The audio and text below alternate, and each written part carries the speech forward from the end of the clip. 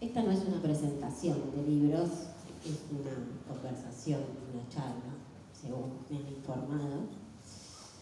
Y vamos a conversar con los autores. A mi lado tengo a Guido Erzovich, lo dije bien, y a Edgardo Scott, del otro lado del sillón, autores de los libros de Ampersand y Godot, que ven sobre la mesa en sus pequeños ateliers.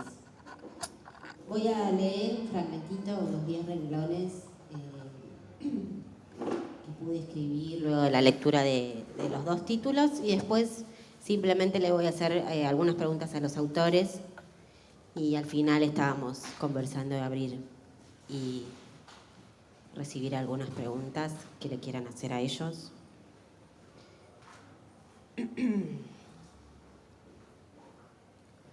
Bueno, la charla se llama el libro, las selfies y los escritores profesionales, así que es como vamos a conversar un poco de toda esa actividad paraliteraria que rodea lo que nos reúne acá y lo que nos convoca durante estos días de feria.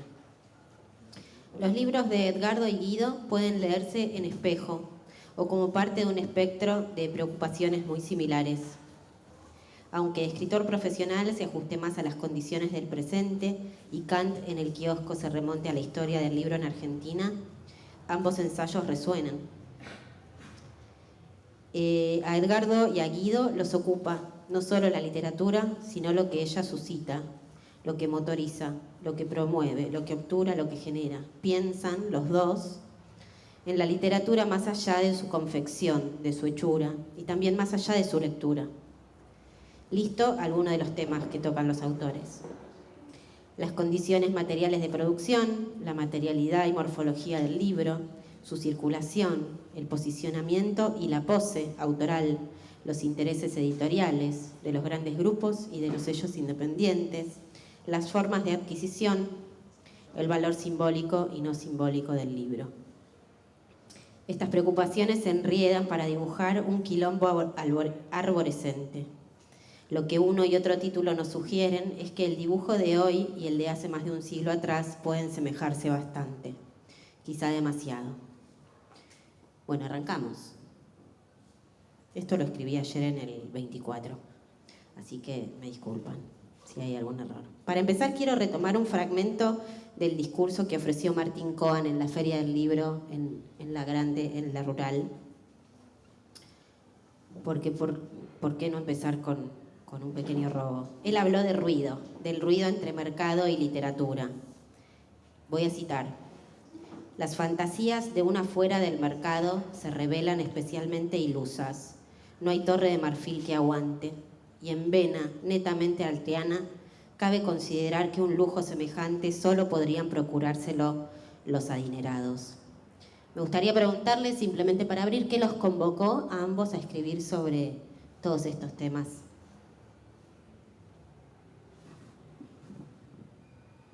Hola, ¿se escucha? Sí.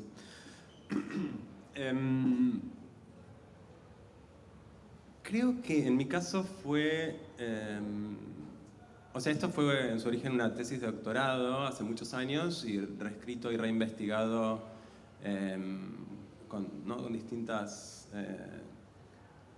distintos caminos que confluyeron en este libro, que es mucho más abarcativo y amplio de lo que fue la tesis original. Pero ya había estudiado letras acá en la UBA y después fui a hacer un doctorado en Estados Unidos, y una de las cosas que me impactó, creo, fue la diferencia entre los modos de leer acá en la facultad y los modos de leer en un aula en Estados Unidos, en la literatura latinoamericana, porque iba a ser un doctorado en literatura latinoamericana. Y creo que lo que me empujó a pensar eso es que los modos de lectura estaban muy marcados por las necesidades, de algún modo, contextuales. ¿Qué tenía sentido discutir, ¿no? ¿Dónde tenía sentido hacer distinciones y dónde esas distinciones estaban hechas de movida, digamos? Entonces lo que me propuse es hacer una investigación tratando de pensar de qué modo, el modo en que hablamos de los libros, el tipo de cosas que nos mueve distinguir entre unos libros y otros, están marcados también por el modo en que los libros circulan y en que los libros se organizan tanto en el espacio, digamos, en las librerías, en los sellos, en las colecciones, como el modo en que nosotros activamente los separamos, en que construimos cánones, series, en que decimos que un escritor es comercial mientras que otro es un gran artista, o ¿no? qué es un género, quién pertenece a un género o no, digamos, todas esas distinciones que hacemos discursivamente están también vinculadas con el modo en que los libros circulan.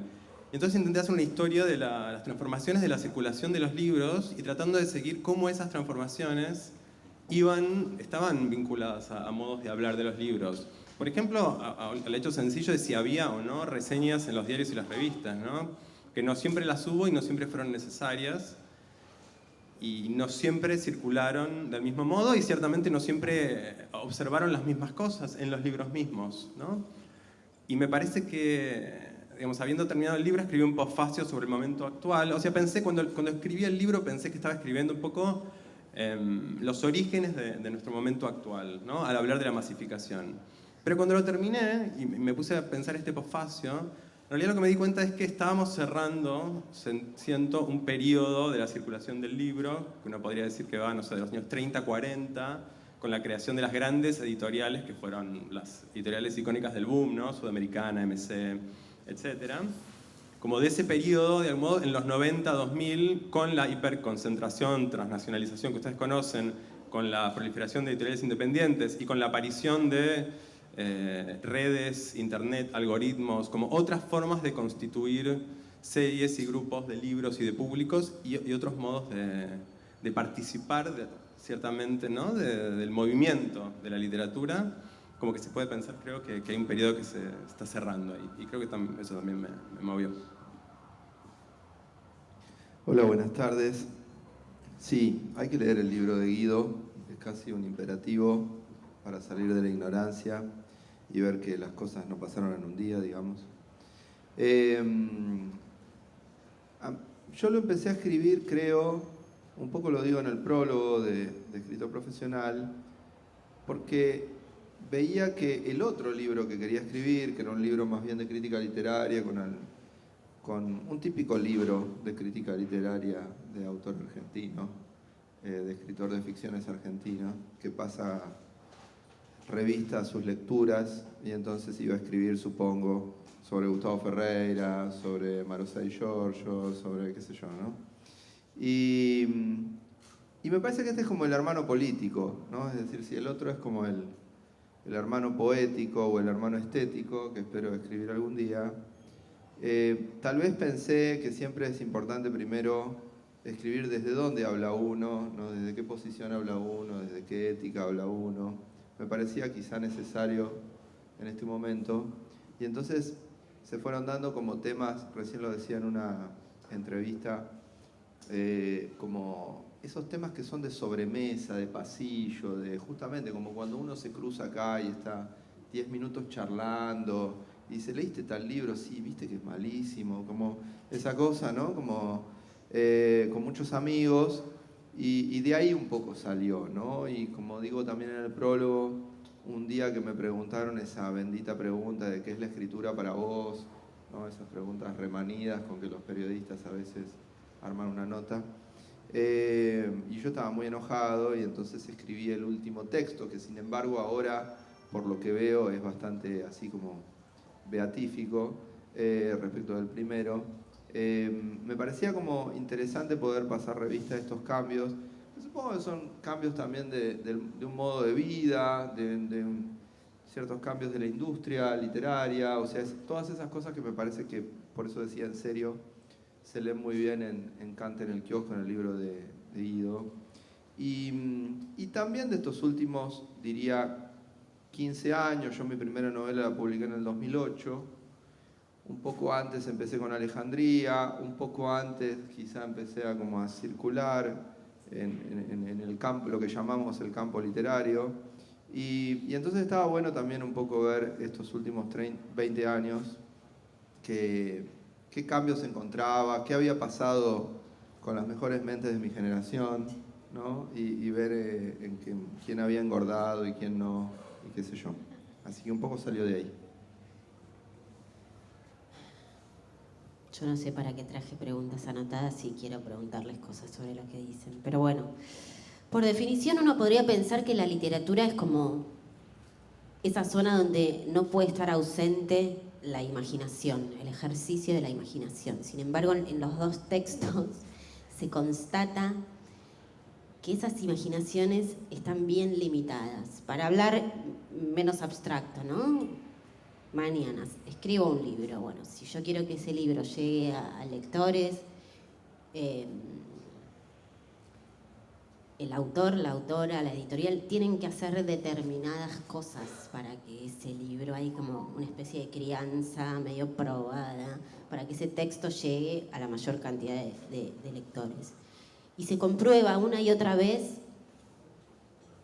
cierta falta de imaginación, que nos cuesta pensar por fuera de ese camino trazado por el mercado, que te dice, publicas un libro, das 20 entrevistas, contestás en las 20 aproximadamente lo mismo, te reseña tal, te critica tal, te presentas un premio y con suerte lo ganas, ¿no? Como que hay un recorrido muy marcado.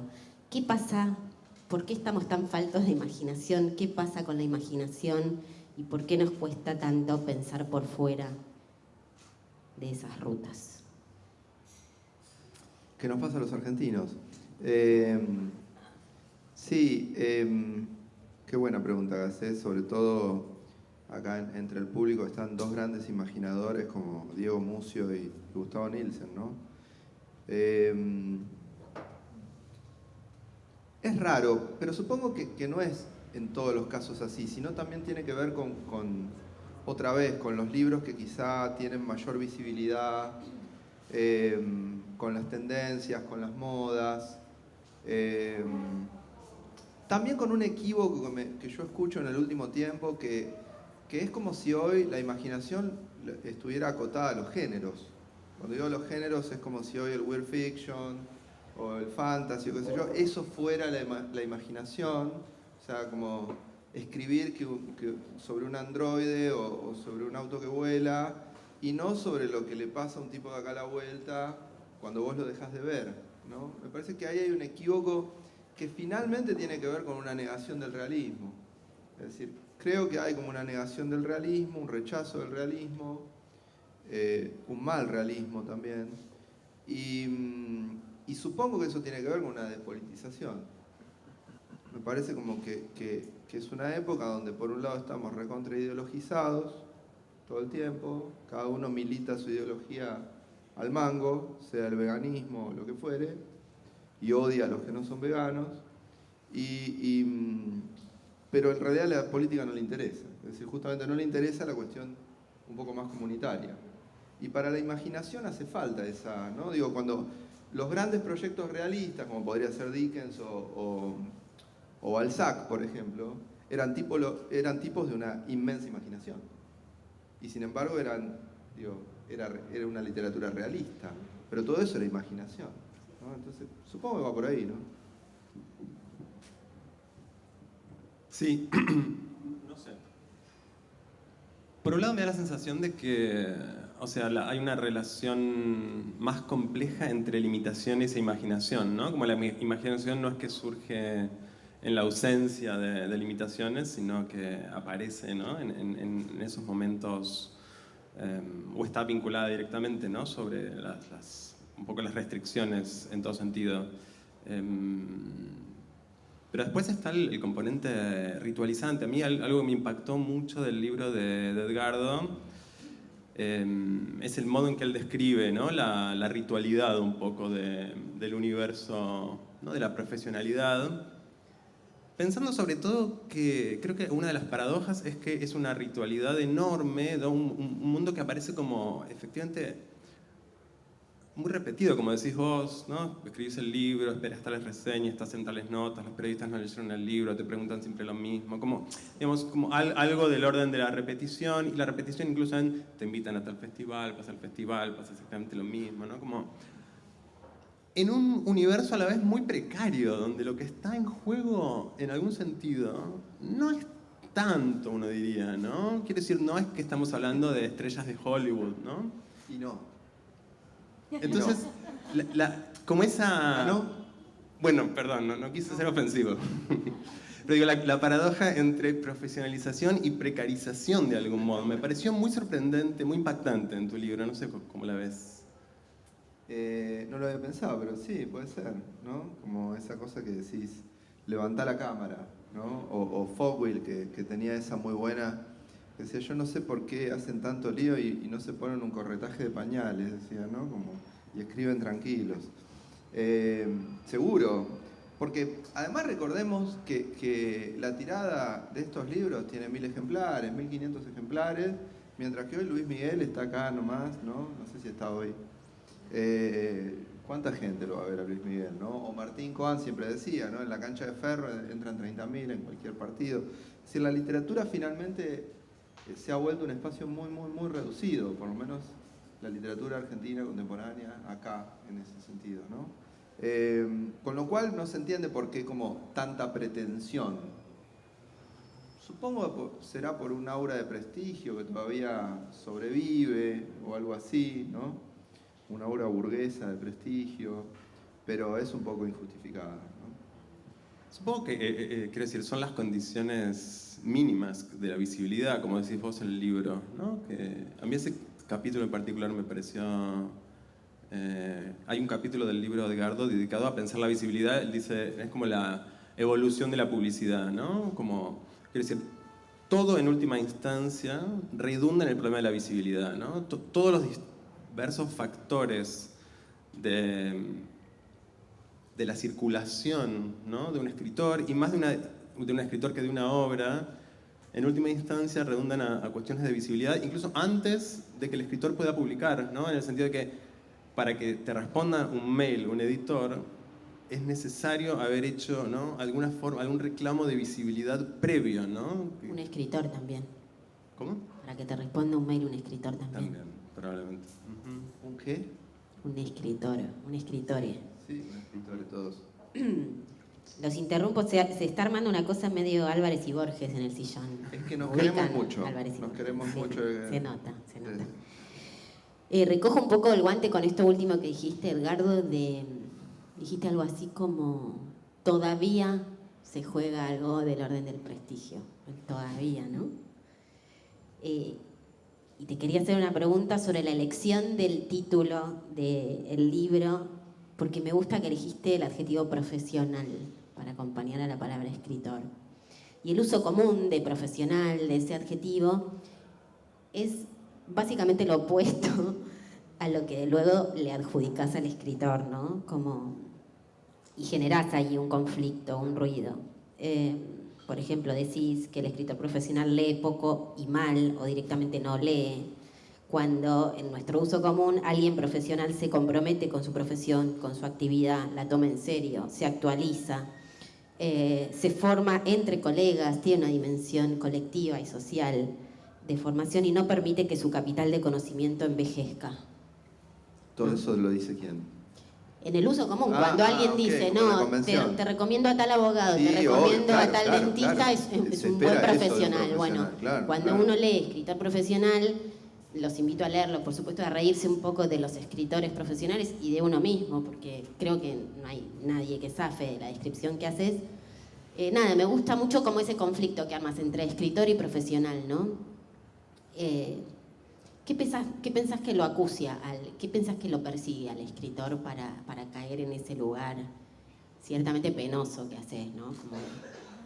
La neurosis, supongo, qué sé yo. No, la neurosis, pero también cierto sistema, creo, ¿no? Porque por algo Chitarroni, que estamos todos todavía tan conmocionados y emocionados porque no está más Luis, decía un poco como una butad, el escritor debe ser escandalosamente visible, ¿no? Es decir, él lo decía como una provocación en algún punto y porque él sabía también que hoy la cosa era así. Como que, por eso también después hay que ver, porque las políticas de visibilidad de cada autor a veces son muy arteras y muy aviesas. Digo, hay políticas de visibilidad que parece que no lo son o que son de humildad, de ocultamiento, qué sé yo, pero es como la exhibición del ocultamiento, la exhibición del escritor de culto, la exhibición del que supuestamente no se entera nada de la actualidad o no viene a la FED. O sea, también viene en exhibición. O sea, no hay nota donde ese escritor cada 5 años diga que él no va a ningún lado, ¿no? Bueno, entonces me parece como que hay algo ahí, como que no hay manera de zafar, y eso tiene que ver un poco con el sistema. Y después lo que vos decís de la profesionalización, yo con uno de los que lo hablé, por ejemplo, fue con Guido, porque él me decía, y ahí está su libro, entre otras cosas, y él sabe más que yo, que esto viene hace rato largo, en el sentido de que si peinamos el siglo XX, si las industrias de la literatura, si las editoriales de la literatura vienen a lo largo del siglo XX, ¿no? Entonces en realidad ese proceso de industrialización y de profesionalización viene hace rato largo. Yo trataba de pensar, sin embargo, y por eso creo que quizá mi libro está bueno leerlo como después del de Guido, de lo que está pasando en los últimos 15, 20 años, para tratar de encontrar ahí una diferencia, ¿no? Y una diferencia que yo encontraba es esta, que quizá antes teníamos claro que había una literatura industrial y comercial, que era el bestseller y era Dan Brown, o Claudio Piñeiro, y otra literatura, o Sacheri, y otra literatura que era la literatura, ¿no? Donde cada uno más o menos le gustaba eso, pero eso era la literatura. Y después estaban los bestsellers, ¿no?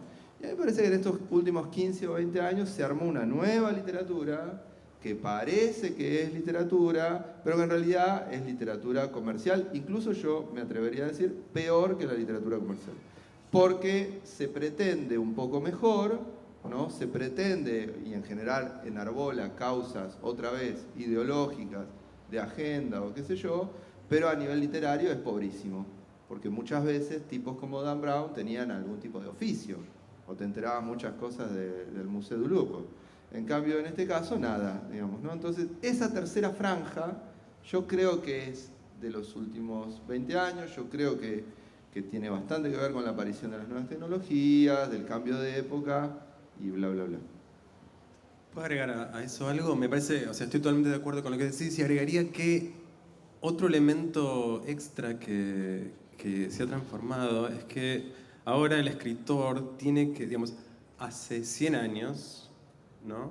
El escritor que hacía de su vida parte de su obra eran casos más bien excepcionales, o, sin duda psiquiátricos, o terminaban presos, pero no eran tantos, digamos. Ahora todos tenemos que ser dandies de algún modo, ¿no? Vos hablas de Oscar Wilde, ¿no? Hablas justamente de la paradoja de Oscar Wilde proponiendo que el arte debe revelarse y el artista esconderse, cuando él fue uno de los, ¿no? Unas figuras que construyó su individualidad, ¿no? Como parte de su obra. Figura de autor, claro. Claro, su figura de autor con más énfasis que casi ninguno. Pero de algún modo eso ahora es una exigencia total, Claro, y hay una visibilidad tan alta de todos los pequeños eventos de tu vida cotidiana desde tu detalle. Ahí está Debret, que le gustan los enanos, y yo digo siempre que un escritor parece que tuviera que ir con un enano al lado, ¿no? Es decir, que un escritor tiene que, además de escribir lo que escribe, redundar en algún tipo de otra cosa, ¿no?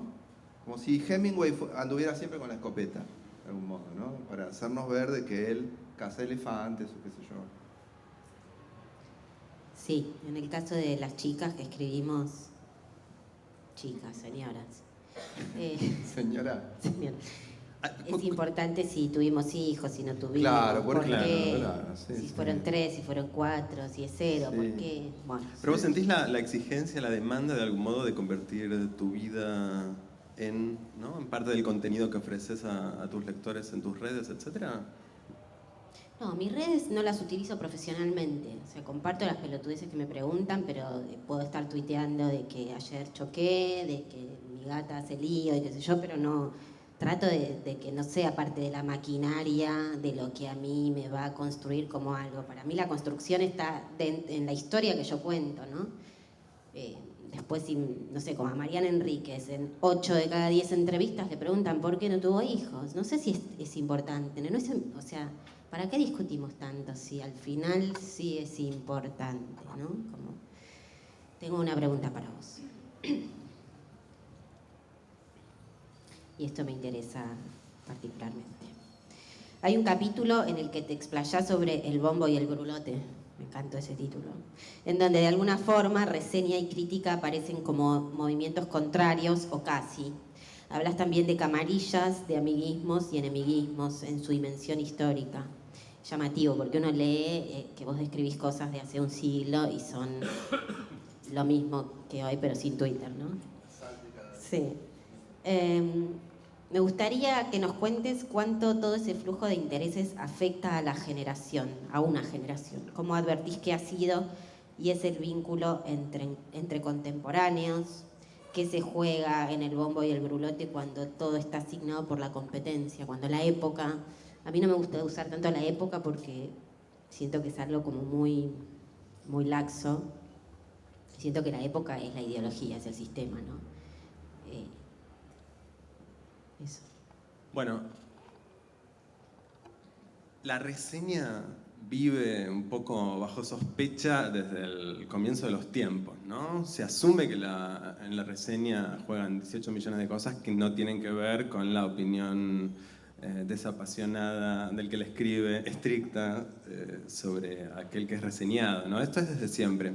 Ahora, el modo en que se entienden y que preocupan un poco los peligros de la reseña ha cambiado mucho. Entonces, por ejemplo, a principios del siglo XX era más la cuestión de la amistad, porque el mundo literario era minúsculo, eran poca gente, había, ¿no?, gente que, digamos, había grupos de amigos y otros más enemigos, etc. Pero estamos hablando de muy poca gente, en un mundo muy pequeño y de publicaciones muy chicas, ¿no?, para hablar de la literatura argentina.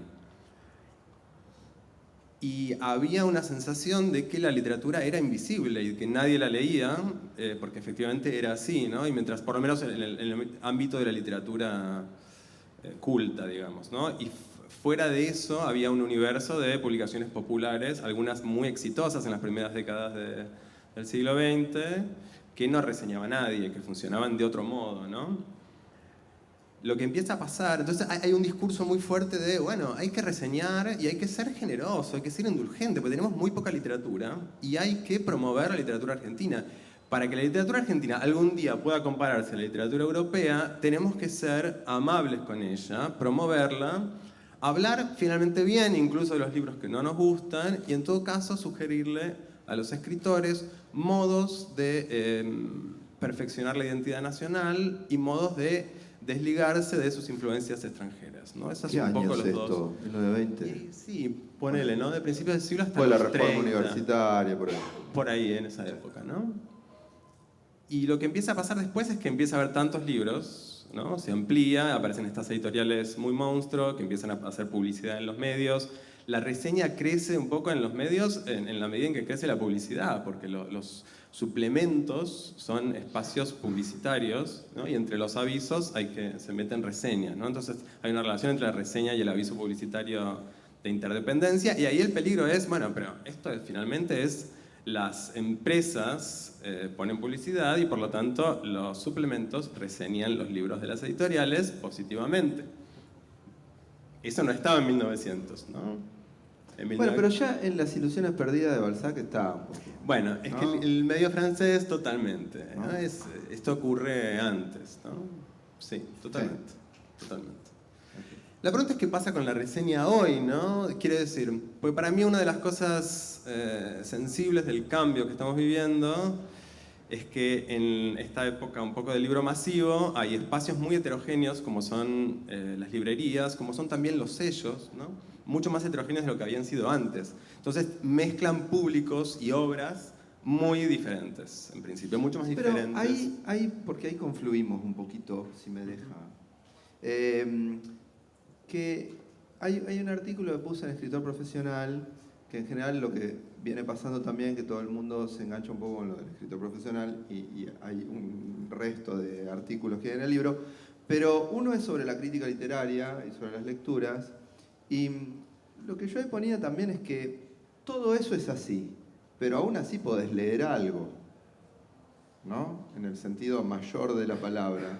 Y uno a veces siente que está todo eso, pero que eso ahoga alguna lectura. Es decir, vamos a perder la candidez, ¿no? Vamos a pensar que alguien escribe en un medio masivo y que efectivamente tiene algún lazo con el que escribe, algún interés con el medio, algún interés con el autor. Sí, sí, sí, sí. No obstante, le puede quedar un párrafo y medio para escribir algo y para leer algo. Quiero decir, cuando digo leer algo, es leer algo del objeto que está en juego de veras en ese libro. Y todos los que escribimos, o muchos de los que escribimos, sabemos que eso vos lo podés poner. Que eso vos lo podés... Digo, ¿cuántas reseñas hemos leído muchas veces, incluso de libros nuestros, que parecen elogiosas, pero que sabemos que no lo son, por ejemplo? Ahí hay una lectura.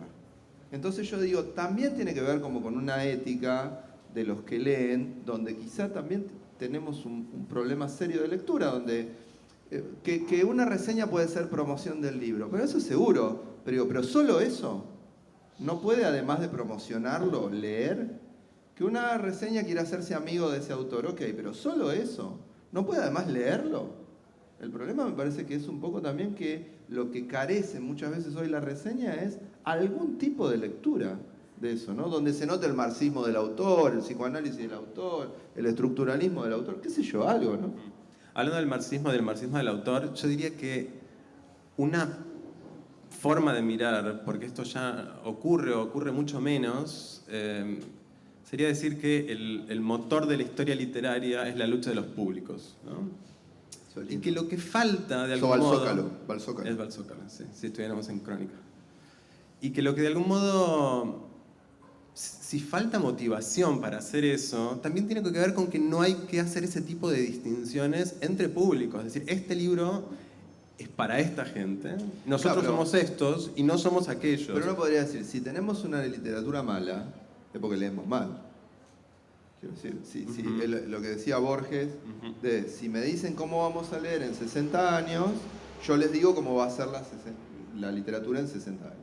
Entonces digo, si la literatura dentro de 60 años es mala, después vamos a leer mal, ¿no? Como que ahí hay una cuestión con la lectura que me parece que quizá en el cambio de época, que a Pablo no le gusta época, pero todos nos usamos época por facilismo, pero digo, que en ese cambio que en muchos casos estamos atravesando, tal vez uno de los problemas clave es qué vamos a hacer en la formación de los lectores. Y en los modos en que los libros, ¿no?, disputan los públicos, ¿no?, y tratan de llegar a otros públicos, o de modo en que, en el sentido que uno podría pensar que un peligro que acecha la literatura es precisamente quedar reducido a un mundo muy pequeño. Sí, evidentemente no es y a consumidores. Y a consumidores. Cada vez que vos decís público, yo pienso en consumidores, finalmente. Digo, pero el consumidor no es lo mismo que el lector. Hay como otra apertura, ¿no? No, bueno, pero el consumidor a veces lee y se convierte en lector cuando llega a su casa. ¿Qué problema? Consumidor versus lector. Pensaba todo esto, ahora vamos a hacer una pregunta sobre la crítica que me parece importante, pero pensaba cuánto de toda esa indulgencia, de la indulgencia que está cifrada en la reseña como la conocemos hoy, ¿no? Como casi el copy-paste del texto que te mandan de la editorial con las novedades, ¿no? Y alguna frase elogiosa. Cuánto de esa indulgencia publicitaria, de esa maniobra comercial, perjudica y afecta a la generación como tal, ¿no? A la literatura como tal, ¿no? Porque finalmente terminás escribiendo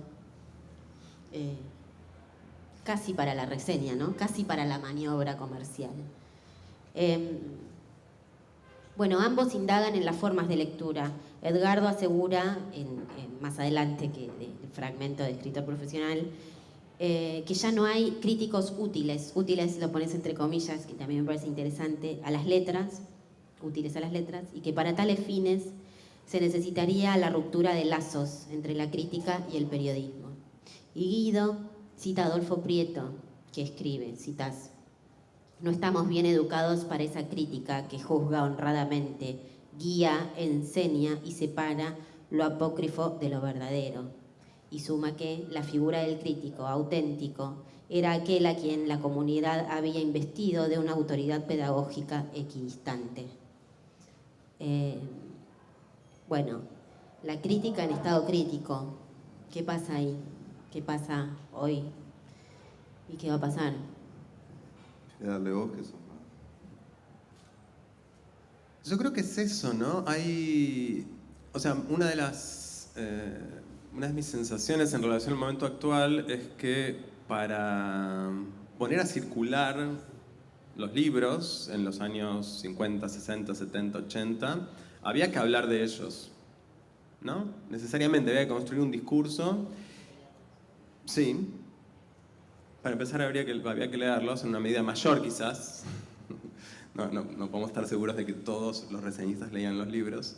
Más bien, habiendo leído reseñas, te puedo decir que no me da la sensación de que haya sido una regla total, pero sí en mayor medida. Y luego lo que pasaba era que las revistas, las publicaciones, tenían un lugar muy fuerte de constitución de grupos. Entonces vos leías, no sé, El Grillo de Papel, y eso significaba que había un conjunto de autores que eran, ¿no?, los que la revista bancaba, autores, directores de cine, programas de radio, un montón de cosas, y otros que no.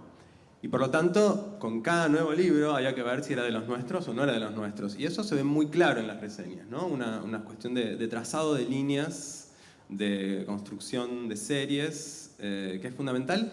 Y que es fundamental porque después vas a la librería y está un poco todo. Entonces hay como situaciones de visibilidad muy dispar entre lo que ves en una librería y cómo están organizados esos libros, incluso en las colecciones de las editoriales, y lo que ves, digamos, si mirás el mundo del libro desde la perspectiva de una o dos o tres publicaciones, ¿no? Hoy esas publicaciones no tienen, las pocas que quedan, no tienen remotamente la fuerza que tenían, no construyen públicos del modo que lo hacían. Y muchas veces las notas, ¿no?, de los medios que todavía existen nos llegan y las leemos, no porque leamos Radar Libros para ver, ¿no?, de qué habla Radar Libros este fin de semana, sino porque alguien compartió un link a un libro de Radar Libros o googleaste el nombre de un autor y apareció una nota de Radar Libros. Y por lo tanto, las publicaciones que tenían una función, o sea, necesitaban de construir discursos fuertes para organizar grupos, ya no son necesarios porque los algoritmos producen series y arman comunidades sin discurso. Entonces yo veo tanto la publicidad como las recomendaciones que hacen otros, como una búsqueda de Google me da una cantidad de resultados vinculados con mis prácticas de navegación, con los datos que Google tiene sobre mí. Entonces se construyen grupos sin necesidad de discurso.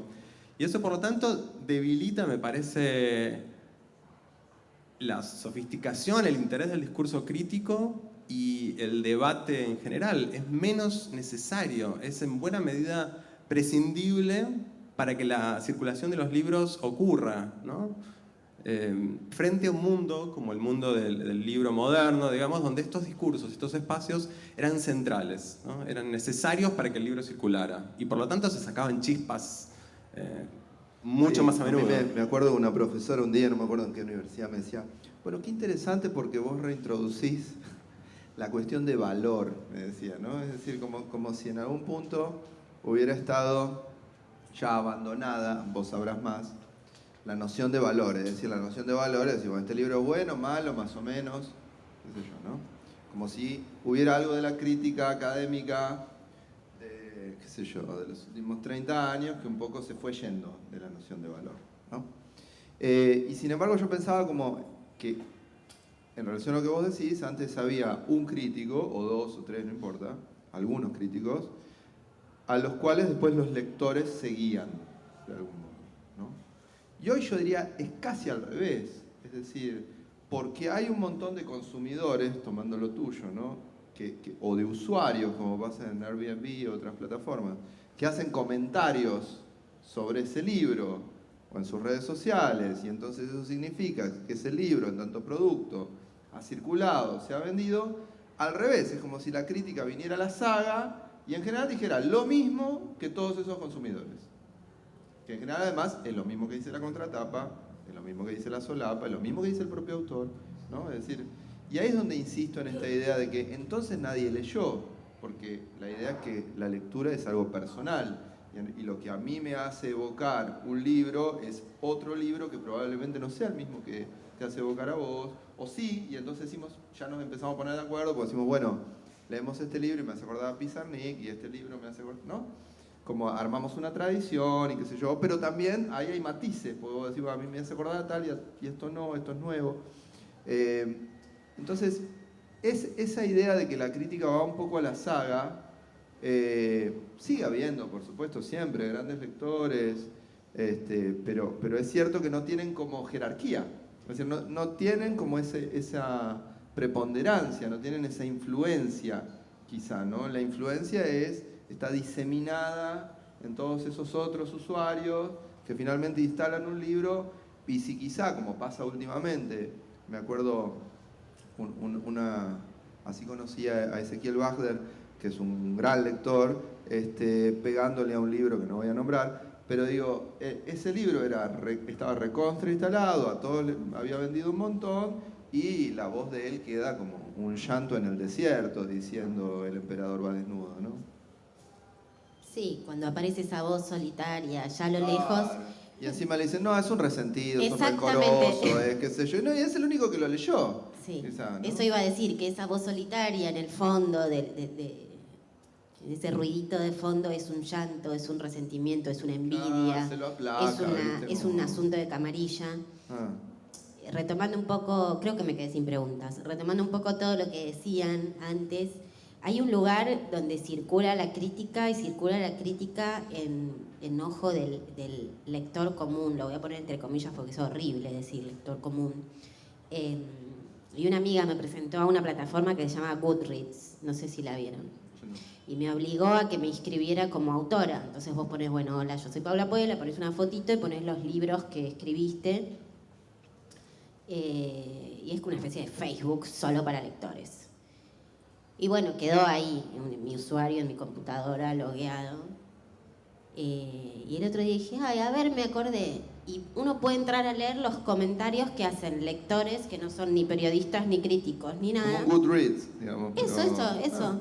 Y te ponen estrellitas y abajo pueden dejarte comentarios. Bueno, los comentarios que yo leí en Goodreads sobre los textos que yo escribí son comentarios realmente genuinos y que no están atravesados por los intereses ni publicitarios ni editoriales, bueno, de algunos, ¿no? Pero en general, digo, leí comentarios negativos sobre cosas que yo escribí, que no me había pasado de leer ni en Enie, ni en un blog, ni en un nada.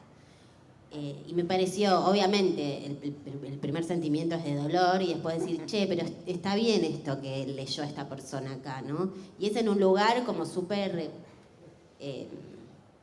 marginal, perdido en la red, entre todas las redes sociales. Hay una reseña de caminantes en Goodreads que dice, un catálogo de fetiches, me lo acuerdo porque es hermoso, un catálogo de fetiches literarios disfrazado de ensayo. Y yo dije, es buenísimo.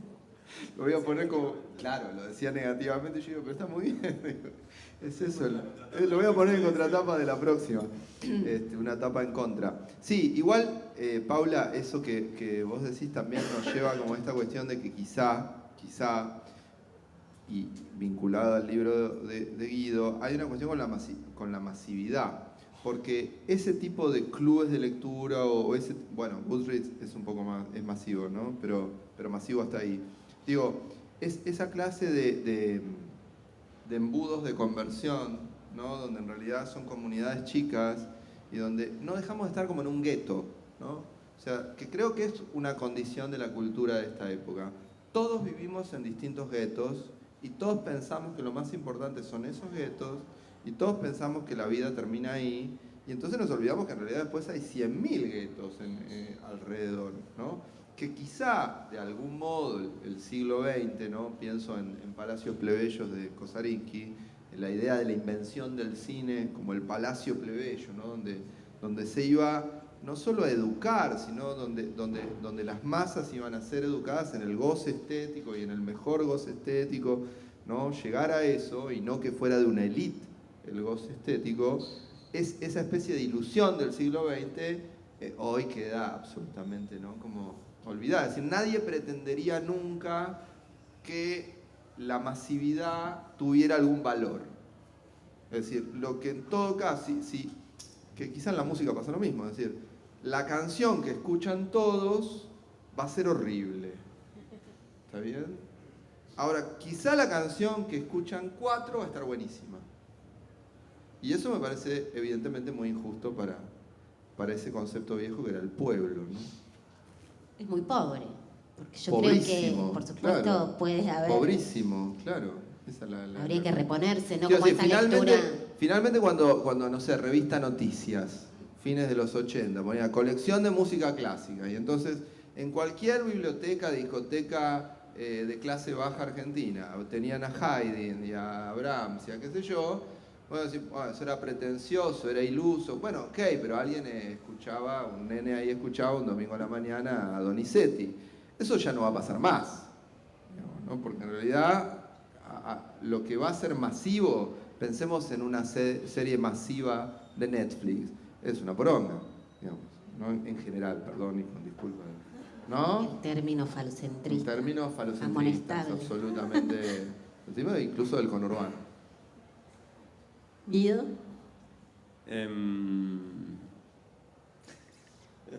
Lo dejamos knockout. Me dejaron knockout. No, me parece que primero, o sea, el ejemplo que diste, de hecho, ¿no? Los palacios plebeyos o el cine como una educación estética sofisticada, es algo que pocos probablemente hubieran dicho en los años 20 y 30, ¿no? Quiero decir, en ese momento el cine era el equivalente actual de la serie de Netflix, en buena medida. Vos fíjate lo que hemos empeorado. Bueno, esa es una lectura, como, mirá, en 30 años vamos a estar fascinados con lo buenas que eran las series de Netflix hace 30 años. Eso. Claro, esa es una.